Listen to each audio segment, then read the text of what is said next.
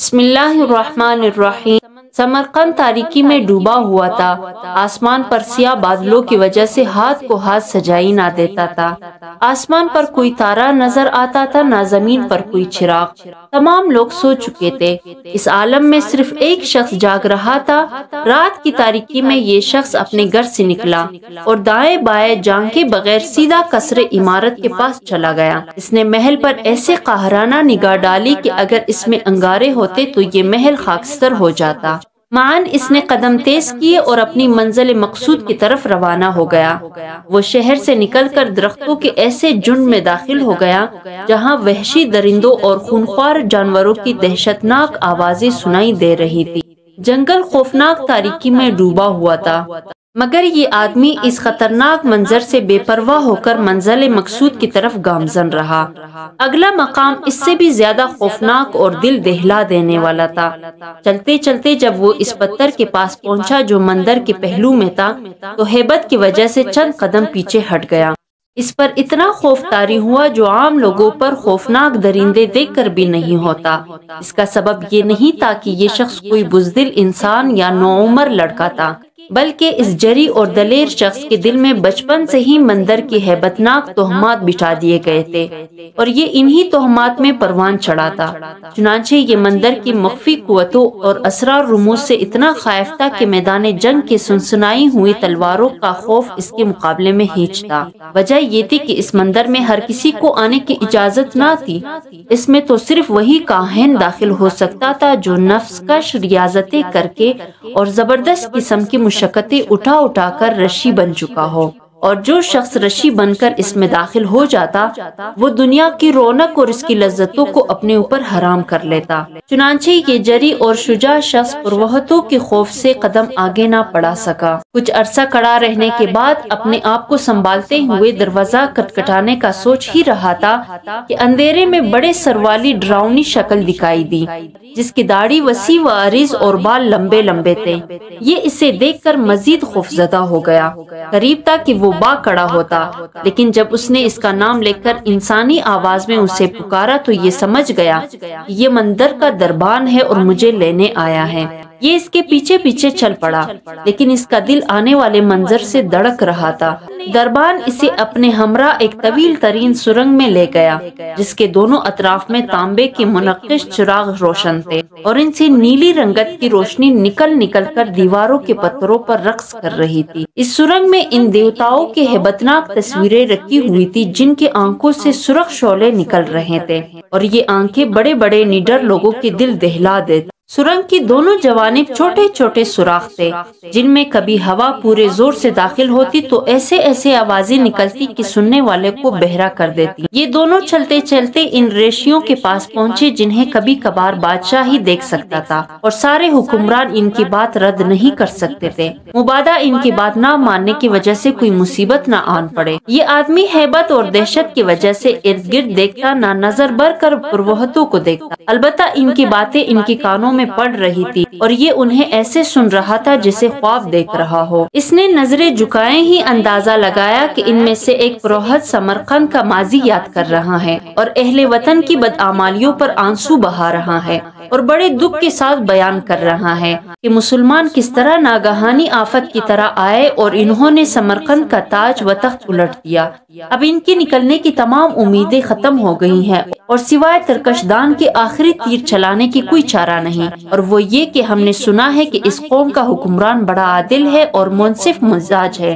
ہمارا پروگرام ہے کہ ہم اس کی خدمت میں اپنا قاصد بھیجے جو اسے ہماری شکایت سے آگاہ کرے، پھر جو ہو سو ہو، اور ہم نے تجھے تیری جرات و شجاعت اور عربی زبان میں مہارت کی وجہ سے منتخب کیا ہے، کیا تو راضی ہے؟ اس آدمی نے کہا ہاں۔ روہت نے کہا دیوتاؤں کی توفیق سے روانہ ہو جا۔ یہ آدمی مندر سے نکلا، فخر کی وجہ سے اس کا سر بلند تھا، اب اس کے پاؤں زمین پر اور دماغ آسمانوں پر پرواز کر رہا تھا اور اتنی خوشی محسوس کر رہا تھا کہ اڑ کر دمشق چلا جائے۔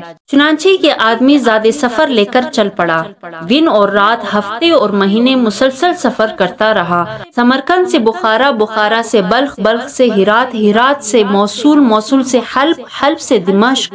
سفر ختم ہونے کو آتا ہی نہ تھا۔ سب ریاستیں ایک سے بڑھ کر ایک، سرسبز شاداب زمینیں، تہذیب و تمدن کے عجیب و غریب نمونے، چاروں طرف رونق ہی رونق، پرشکوہ عمارتیں، بلند و بالا محلات، وسیع و عریض شاہراہیں، حسین و جمیل انسان، باپردہ و حیادار خواتین، مختلف رنگتوں کے پہاڑ، ہزاروں باغات، مختلف قسم کی میوجات۔ وہ دیکھتا چلا جا رہا تھا مگر یہ عجائبات ختم ہونے کو نہ آتے تھے۔ انہیں دیکھ کر اسے سمرقند کی عظمت ہیچ نظر آنے لگی۔ سمرقند کی حیثیت چین و ایران کے مقابلے میں کیا تھی جنہیں پہاڑوں کے درمیان آباد مدینۃ الرسول نے نیچا دکھا دیا تھا۔ مدینہ منورہ وہ سرزمین ہے کہ جسے محمد صلی اللہ علیہ وسلم نے جب اپنے دائیں ہاتھ سے حرکت تو اس نے خالد بن ولید، مسنہ بن حارثہ، سعد بن ابی وقاص اور محمد بن قاسم جیسے بے مثال جرنیل پیدا کیے جنہوں نے سرکش حکومتوں کی تخت الٹ دیے۔ پھر اسی صحرائی زمین نے شام، عراق، ایران اور خراسان کو پسماندگی سے نکال کر بام عروج پر پہنچا دیا۔ بے دین حکمرانوں کی فتوحات سے ملک اجڑتے رہے تھے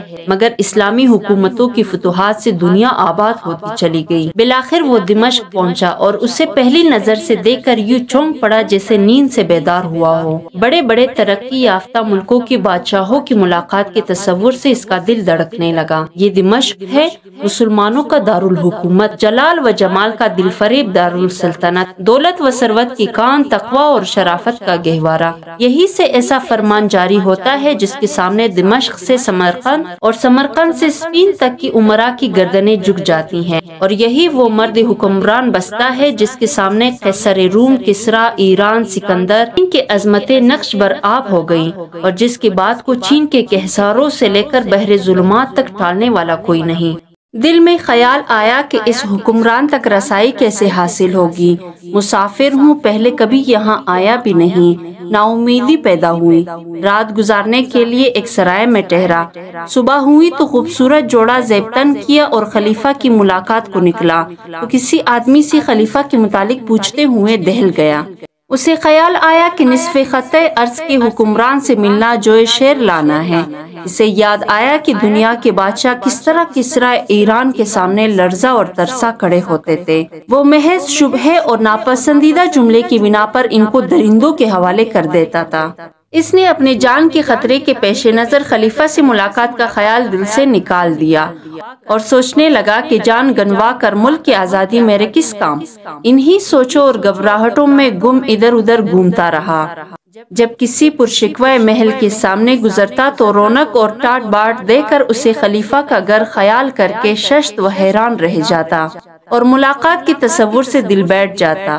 چلتے چلتے اس کے سامنے ایک وسیع عریض اور عالی شان عمارت آ گئی جس کا دروازہ بلند و بالا اور بہت چوڑا تھا۔ اس نے دیکھا کہ بے شمار لوگ اس میں آ جا رہے ہیں اور کوئی روکتا ٹوکتا نہیں، چنانچہ یہ بھی اس میں داخل ہو گیا۔ اندر جا کر خوبصورت وسیع و عریض صحن اور جیل کو دیکھ کر پہلے سے زیادہ حیران ہو گیا۔ اس جیل میں پانی کے فوارے پھوٹ رہے تھے۔ آگے جا کر دیکھتا ہے کہ ہزاروں افراد مختلف کاموں میں مصروف ہیں، کہیں کوئی اٹھتا ہے، کوئی بیٹھتا ہے اور کہیں علمی حلقے قائم ہیں، بحث و مباحثہ ہو رہا ہے، کئی درس و تدریس اور کئی فتویٰ لکھے جا رہے ہیں۔ اتنی مخلوق جمع ہے کہ ایک سرے پر کھڑے ہو کر دوسرے سرے تک نظر نہیں دوڑائی جا سکتی تھی۔ فرش ایسا خوشنما کی شیشے کی طرح چمک رہا تھا، دیواروں کی رنگ و روغن نے آنکھیں چندیا دی۔ چھت کی طرف دیکھا تو چاندی کی زنجیروں سے لٹکی ہوئی قندیلوں اور شمع دانوں کی خوشنمائی نے سب کچھ بلا دیا۔ اس بقعۂ نور میں چلتے چلتے ایک نمازی کے پاس کھڑا ہو گیا۔ اس نے سلام پھیر کر اس مسافر کا حال پوچھا۔ اسے معلوم ہوا کہ خلیفہ سے ملنا چاہتا ہے۔ نمازی نے پوچھا تو کیا آپ امیر المومنین کا گھر کا پتہ پوچھنا چاہتے ہیں؟ سمرقندی نے جواب دیا کہ یہ امیر المومنین کا گھر نہیں۔ نمازی نے ہنستے ہوئے کہا کہ یہ اللہ کا گھر ہے، کیا تو نے نماز پڑھ لی ہے؟ اس بیچارے کو نماز کا کیا پتا، یہ تو اس دین کا پابند تھا جس کی معرفت صرف ڈراؤنی صورتوں والے دیوتاؤں ہی کو حاصل تھی۔ کہاں مندروں کا اندھیرا اور کہاں اسلام کا نور و جمال۔ یہ خاموش رہا تو نمازی نے پھر پوچھا کیا تم نے نماز ادا کر لی؟ سمرقندی نے جواب دیا کہ نہیں جناب، میں نے نماز نہیں پڑھی اور میں جانتا ہی نہیں کہ نماز کیا ہے۔ نمازی نے پھر پوچھا کہ تیرا دین کون سا ہے؟ سمرقندی نے جواب دیا کہ میں سمرقند والوں کے دین کا پابند ہوں۔ نمازی نے پھر پوچھا ان کا دین کیا ہے؟ سمرقندی نے جواب دیا کہ مقدس مورتیوں کی پرستش۔ نمازی نے کہا کہ تیرا رب کون ہے؟ سمرقندی نے جواب دیا کہ مندر کی مرعوب کن دیوتا۔ نمازی نے کہا کیا جب تو بیمار ہوتا ہے تو وہ تجھے شفا دیتے ہیں یا تو حاجت طلب کرے تو پوری کرتے ہیں؟ سمرقندی نے جواب دیا میں نہیں جانتا۔ اس نمازی نے سمجھ لیا کہ یہ بیچارہ جاہل ہے۔ اس نے اس کی خالی دل میں اسلام کے سیدھے سادے اصول اور اس کا جمال ڈالنا شروع کر دیا۔ تھوڑی سی دیر میں یہ اس دین کا پابند ہو گیا جس نے عربوں کو پوری دنیا کا حکمران بنا دیا تھا۔ نمازی نے کہا آؤ میں تمہیں خلیفہ کا گھر بتاؤں۔ یہ اس کے پیچھے پیچھے چل پڑا اور اس کا چہرہ اسلام کے جمال و کمال سے آگاہی کے بنا پر تمتما رہا تھا۔ یہ داخل ہونے والے دروازے کے بجائے دوسرے دروازوں سے نکلا اور اس وقت حیران و ششت رہ گیا جب نمازی لکڑی کے دروازے والے تنگ مکان کی طرف اشارہ کر کے کہہ رہا تھا کہ یہ امیر المومنین کا گھر ہے۔ اس نے نمازی کی طرف دیکھا کہ شاید مذاق کر رہا ہو، لیکن اسے سنجیدہ پا کر دروازے سے آگے بڑھ گیا۔ اسی دروازے کی دراڑ سے نظر آیا کہ ایک بزرگ گارے سے دیوار لیپ رہا ہے اور ایک بی بی آٹا گوندھ رہی ہے۔ اس نے دروازہ چھوڑ دیا اور غصے سے اس نمازی کو پکڑ لیا اور کہا تو نے مجھ سے جھوٹ بول کر کیا لینا تھا؟ میں نے تجھ سے خلیفہ کا گھر پوچھا تھا لیکن تو نے معمار کا گھر بتا دیا۔ نمازی نے کہا کون سا معمار؟ سمرقندی نے کہا گھر والا اور کون؟ پھر اسے گھر والے کا حلیہ بتایا۔ نمازی نے کہا افسوس تجھ پر، وہی تو امیر المومنین عمر بن عبدالعزیز ہے کہ اس وقت اللہ کے بعد روئے زمین پر اس سے بڑا حکمران کوئی نہیں، اور وہ عورت وہ امیر المومنین کی بیوی خلیفہ عبد الملک کی بیٹی اور دو خلیفہ ولید بن عبد الملک اور سلیمان کی بہن، بعد میں بننے والے دو خلفاء کی ہمشیرہ، عرب کی معزز ترین عورت ہے۔ نمازی نے کہا واپس جا اور دروازہ کٹکھٹا کر انہیں اپنا قصہ سنا اور خوف نہ کا۔ اللہ کی قسم یہ کوئی متکبر اور ظالم و جابر حکمران نہیں ہے، یہ تو متواضع امیر المومنین ہیں، انہیں حق بات نافذ کرنے میں کوئی رکاوٹ پیش نہیں آتی، لیکن جب یہ اللہ کی خاطر غصے میں آتے ہیں تو ہواؤں کی جگڑ اور بادلوں کی بجلیاں اس کی قوت بن جاتی ہیں۔ یہ اس آدمی کا گھر ہے جس کے سامنے دنیا کے ثمرات اور مال غنیمت کی اموال کشا کشا چلے آ رہے ہیں، اور یہ سونا تول تول کر مستحقین کو دے رہا ہے، فقیروں کو جواہرات اور محتاجوں کو گھر دے رہا ہے، لیکن خود ان چیزوں سے بے نیاز ہیں۔ اپنے خاندان کو اس کے قریب نہیں پٹکنے دیتا، کیونکہ اس نے سونے چاندی اور جواہرات کے بدلے اپنے رب سے جنت کا سودا کر رکھا ہے۔ یہ امیر المومنین سلیمان کو دفنا کر واپس آ رہے تھے کہ باد نسیم کی طرح یہ خبر پھیل گئی کہ عمر بن عبدالعزیز اموی کو خلیفہ بنا دیا گیا ہے۔ یہ خبر پھیلتے ہی فضا مسرت کی نعروں سے گونجنے لگی، گویا عید الفطر کا چاند طلوع ہو گیا ہے۔ سرکاری ملازم سونے اور جواہرات سے مرصع سواریاں لے کر حاضر ہوئی۔ اس نے پوچھا یہ کس لیے؟ انہوں نے عرض کیا کہ یہ امیر المومنین کی پروٹوکول کے لیے ہے۔ فرمایا مجھے ان سے کیا سروکار، لے جاؤ اور میرا خچر لے آؤ۔ خچر لایا گیا تو ایک سیکیورٹی افسر مسلح ہو کر دستور کے مطابق آگے آگے چلنے لگا۔ فرمایا پیچھے ہٹ جاؤ، مجھے ایسی کوئی ضرورت نہیں، میں بھی ایک عام مسلمان ہوں۔ چنانچہ بغیر کسی حفاظتی دستے اور شاہی جھنڈے کی خچر پر سوار ہو کر وہ شخص جا رہا تھا۔ جاتے ہی مسجد میں داخل ہو گیا، تمام لوگ صفوں پر بیٹھ گئے۔ یہ منبر پر کھڑا ہو کر حمد و ثنا کے بعد یوں گویا ہوا، لوگوں مجھے مسلمانوں کے مشورے اور میرے مرضی کے بغیر حکمران بنا دیا گیا ہے۔ میں تمہارے گردنوں سے اپنے بیعت واپس لیتا ہوں، جسے چاہو خلیفہ بنا لو۔ یہ سنتے ہی تمام حاضرین بے ساختہ چیخ پڑے اور سب کے سب بیک آواز بولے ہم آپ کے علاوہ کسی کو نہیں چاہتے۔ پھر یہ قصر خلافت کی طرف روانہ ہو گیا۔ جاتے ہی حکم دیا کہ اس محل کی ریشمی پردے اتار دیے جائے، غالیچے اور قالین لپیٹ دیے جائے، سامان آرائش اکٹھا کر دیا جائے۔ جب فرمان خلافت کی تعمیل ہو گئی تو آپ نے ان سب چیزوں کو نیلام کر کے رقم بیت المال میں داخل کرا دی۔ دنیا کو پتہ چل گیا کہ یہ شخص دنیا سے لا تعلق ہونے کے باوجود رموز مملکت سے آشنا ہے۔ صبح سے دوپہر تک فرائض سر انجام دینے کے بعد قیلولہ کرنے کے لیے لیٹنا ہی چاہتا تھا کہ نوجوان فرزند عبد الملک آ گیا اور عرض کی، آپ سو گئے تو مظلوموں کی داد رسی کون کرے گا؟ فرمایا، بیٹا تیرے چچا سلیمان کی کفنانے دفنانے میں مشغولیت کی بنا پر کل کا تکا ہوا ہوں، تو کر ظہر کے بعد یہ کام کروں گا۔ اس نے کہا، ابا جان، اس بات کی کیا ضمانت ہے کہ آپ ظہر تک زندہ بھی رہیں گے؟ یہ فوراً اٹھے اور اعلان کرا دیا، جس کسی کو شکایت ہو آئے، میں اپنے گھر اور خاندان سے شروع ہوتا ہوں۔ اللہ کی قسم، جتنا کہا اس سے کہیں زیادہ کر کے دکھایا۔ ہاں اے مسافر، یہ امیر المؤمنین کا گھر ہے، اسے چھوٹا اور خام سمجھ کر حقیر نہ جان۔ یہ ٹھیک ہے کہ اس کے دروازے رنگ و روغن سے کورے اور مسلح دربان سے خالی ہے، لیکن یہ دنیا کی تمام گھروں سے معزز ہے، جا اور خوفناک۔ سمرقندی لوٹ پڑا۔ جب دروازے کے پاس پہنچا تو کسی بچے کے رونے کی آواز آئی۔ معلوم ہوا کہ ایک بچے نے دوسرے کا سر پھوڑ دیا ہے۔ خلیفہ بذات خود گھر سے نکلا اور بچے کو پکڑا۔ سمرقندی کو دیکھ کر پوچھا تو اس نے بتایا کہ میں سمرقند سے ظلم کی شکایت لے کر آیا ہوں۔ فرمایا، ٹھہر، میں ابھی آتا ہوں۔ اس کے بعد ایک عورت لرزتی ہوئی آئی اور کہنے لگی، یہ سر پھوڑنے والا بچہ میرا بیٹا ہے اور یہ یتیم ہے، اس پر رحم فرمائے۔ امیر المؤمنین پوچھتے ہیں، اس کا وظیفہ لگ گیا ہے یا نہیں؟ اس نے نفی میں جواب دیا۔ آپ نے فرمایا، ہم اس کا نام دیوان میں لکھ لیں گے۔ وہ عورت دعائیں دیتی ہوئی چلی گئی۔ اس کے بعد امیر المؤمنین باہر آئے تو سمرقندی نے عساکر اسلامیہ کے جرنیل قتیبہ بن مسلم کی شکایت کی کہ وہ بغیر دعوت اسلام دیے، بغیر جزیہ طلب کیے اور بغیر اعلان جنگ کیے سمرقند پر قابض ہو گیا تھا۔ امیر المؤمنین نے فرمایا، واللہ ہمارے نبی کریم صلی اللہ علیہ وسلم نے ظلم سے روکا ہے، اپنوں اور غیروں سے انصاف کا حکم دیا ہے۔ فرمایا، اے غلام، قلم اور کاغذ لاؤ۔ وہ 2 انگلی کا کاغذ اور قلم لے آیا۔ آپ نے چند سطریں لکھ کر مہر لگا دی اور فرمایا، وہاں کی گورنر کے پاس لے جاؤ۔ یہ وہاں سے نکلا اور سفر طے کرنے لگا۔ جب کسی شہر میں داخل ہوتا تو مسجد میں چلا جاتا، نماز کے وقت مسلمانوں سے کندھا ملا کر کھڑا ہو جاتا۔ اس کے دل میں ایمان اور زبان پر تکبیر و تحمید تھی، اور دیکھتا تھا کہ ایک امامت کراتا ہے اور دوسرے اقتدا کرتے ہیں، نہ ان میں کوئی پروہت ہے، ان کے سامنے کوئی بت ہے نہ مجسمہ۔ امیر اور غریب، شاہ و گدا، کالے اور گورے، حاکم اور محکوم، سب کے سب ایک ہی صف میں کھڑے ہیں اور کعبۃ اللہ کی طرف منہ کر کے ایک ذات رب العالمین کے سامنے جھکے ہوئے ہیں۔ اب نہ کوئی مشقت تھی نہ تکلیف۔